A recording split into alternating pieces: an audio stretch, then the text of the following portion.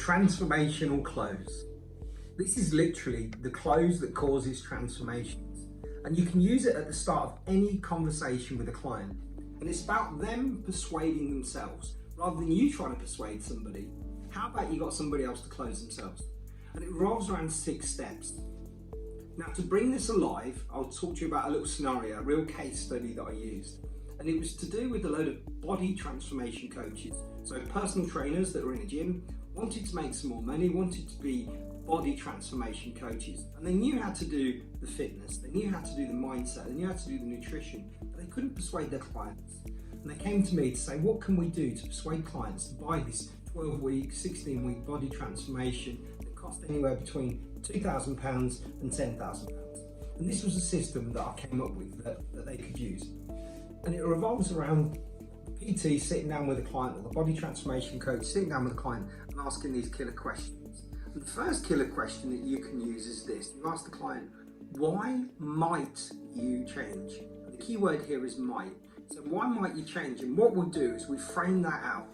So what we're saying is, why might you change from what you've ordinarily been doing, i.e. not doing any physical exercise, to think about actually transforming your life and transforming your body? And they'll typically come out with, well, you know, I want to lose some weight, I want to get fit, I want to see my kids, I want to live a little bit longer, I'm going on holiday in the summer. But they're coming up with their own reasons. And so you ask the client the same questions, why might you change?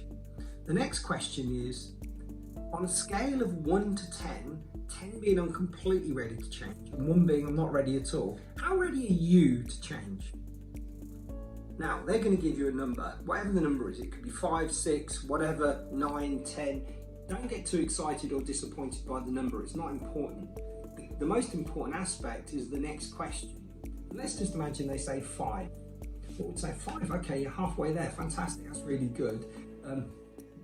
Acting a little bit surprised, you say, why didn't you choose a lower number?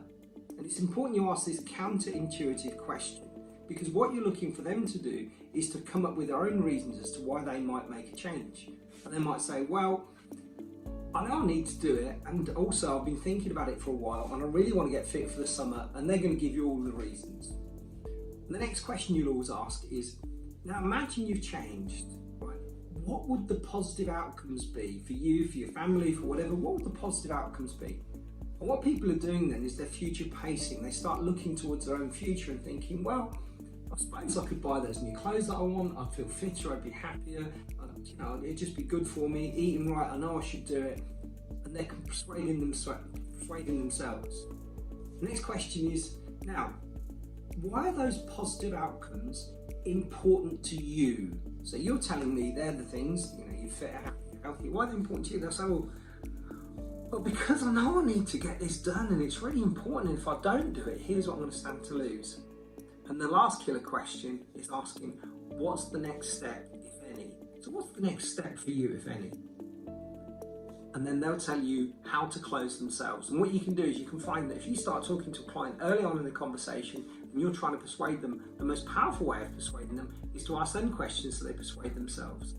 This is really powerful. Implement it, watch the magic happen, and remember the 6 killer questions.